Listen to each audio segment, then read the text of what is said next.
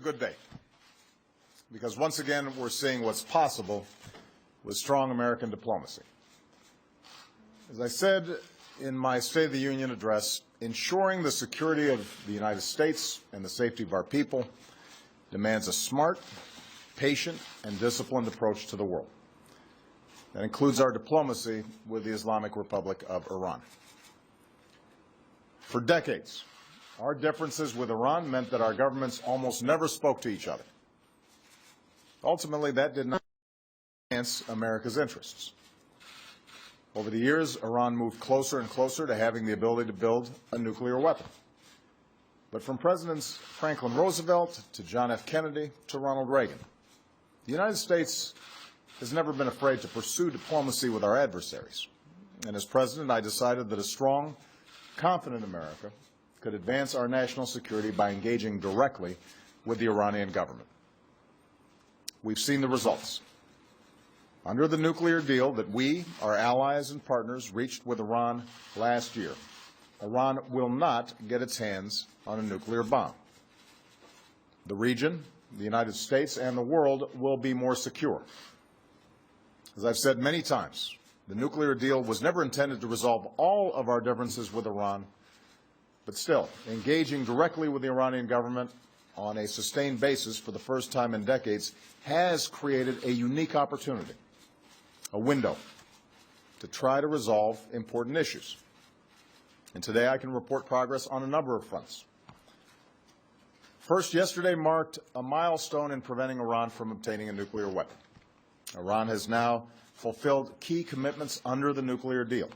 And I want to take a moment to explain why this is so important. Over more than a decade, Iran had moved ahead with its nuclear program, and before the deal, it had installed nearly 20,000 centrifuges that could enrich uranium for a nuclear bomb. Today, Iran has removed two-thirds of those machines. Before the deal, Iran was steadily increasing its stockpile of enriched uranium, enough for up to 10 nuclear bombs. Today, more than 98% of that stockpile has been shipped out of Iran, meaning Iran now doesn't have enough material for even one bomb. Before, Iran was nearing completion of a new reactor capable of producing plutonium for a bomb. Today, the core of that reactor has been pulled out and filled with concrete, so it cannot be used again.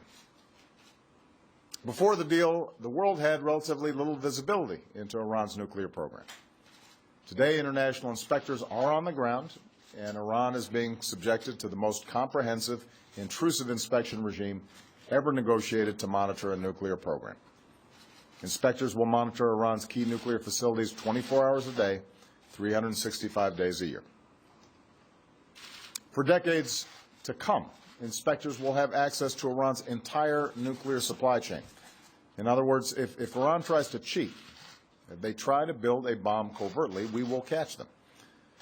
So the bottom line is this: whereas Iran was steadily expanding its nuclear program, we have now cut off every single path that Iran could have used to build a bomb. Whereas it would have taken Iran 2 to 3 months to break out with enough material to rush to a bomb, we've now extended that breakout time to a year. And with the world's unprecedented inspections and access to Iran's program, we'll know if Iran ever tries to break out. Now that Iran's actions have been verified, it can begin to receive relief from certain nuclear sanctions and gain access to its own money that had been frozen. And perhaps most important of all, we've achieved this historic progress through diplomacy, without resorting to another war in the Middle East. I want to also point out that by working with Iran on this nuclear deal, we were better able to address other issues. When our sailors in the Persian Gulf accidentally strayed into Iranian waters, that could have sparked a major international incident. Some folks here in Washington rushed to declare that it was the start of a crisis. Instead, we worked directly with the Iranian government and secured the release of our sailors in less than 24 hours. And this brings me to a second major development. Several Americans, unjustly detained by Iran, are finally coming home. In some cases, these Americans faced years of continued detention, and I've met with some of their families. I've seen their anguish, how they ache for their sons and husbands. I gave these families my word. I made a vow that we would do everything in our power to win the release of their loved ones, and we have been tireless. On the sidelines of the nuclear negotiations, our diplomats at the highest level, including Secretary Kerry, used every meeting to push Iran to release our Americans. I did so myself in my conversation with President Rouhani. After the nuclear deal was completed, the discussions between our governments accelerated. Yesterday, these families finally got the news that they had been waiting for. Jason Rezaian is coming home. A courageous journalist for the Washington Post who wrote about the daily lives and hopes of the Iranian people. He's been held for a year and a half. He embodies the brave spirit that gives life to the freedom of the press. Jason has already been reunited with his wife and mom. Pastor Saeed Abedini is coming home. Held for 3.5 years, his unyielding faith has inspired people around the world in the global fight to uphold freedom of religion. Now Pastor Abedini will return to his church and community in Idaho. Amir Hekmati is coming home, a former sergeant in the Marine Corps. He's been held for 4.5 years. Today, his parents and sisters are giving thanks in Michigan. 2 other Americans unjustly detained by Iran have also been released.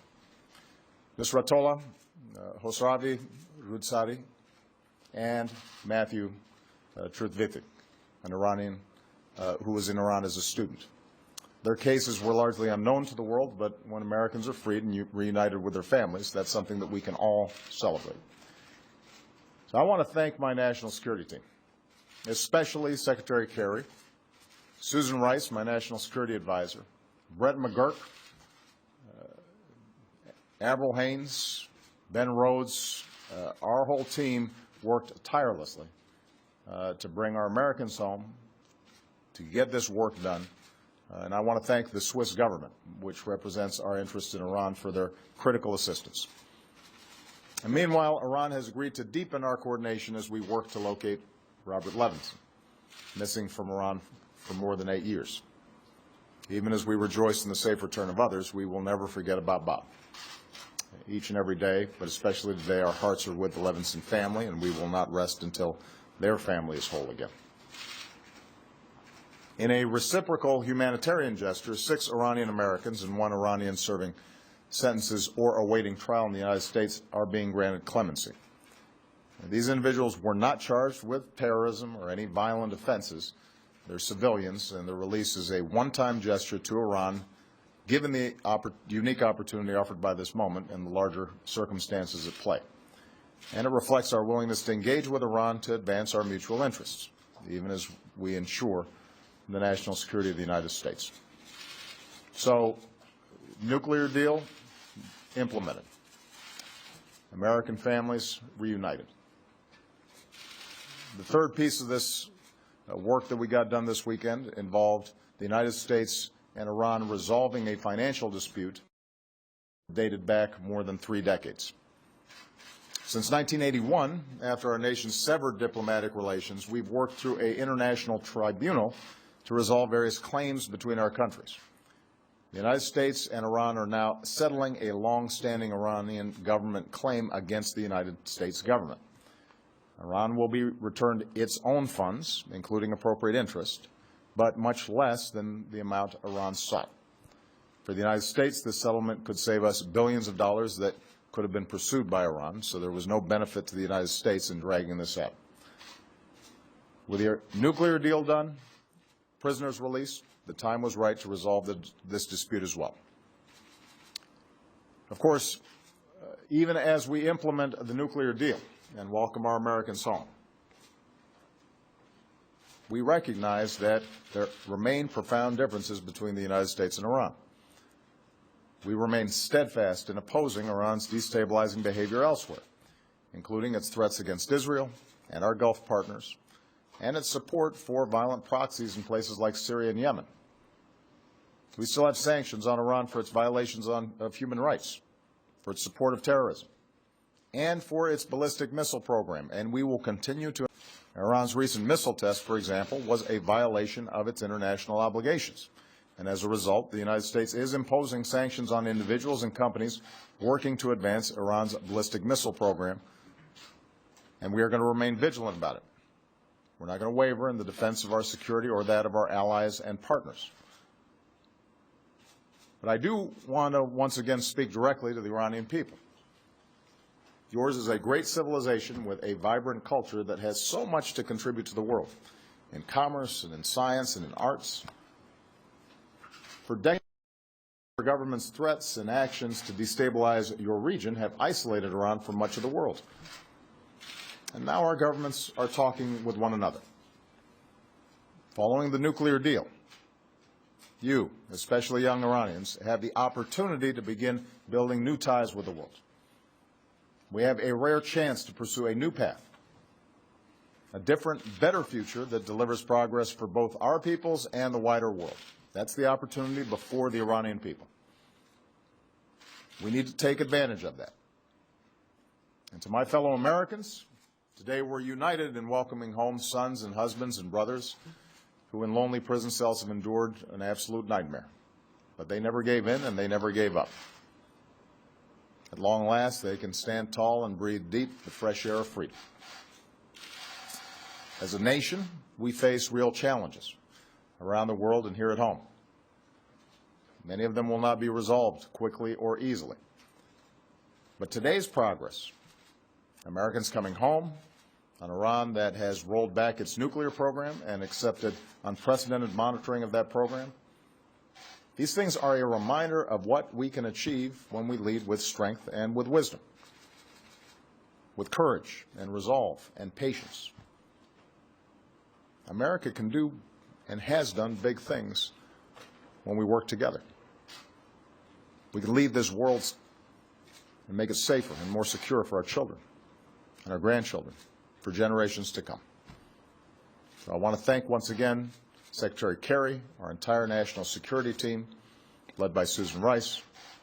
I'm grateful for all the assistance that we received from our allies and partners, and I am hopeful that this signals the opportunity, at least, for Iran to work more cooperatively with nations around the world to advance their interests and the interests of people who are looking for peace and security for their families.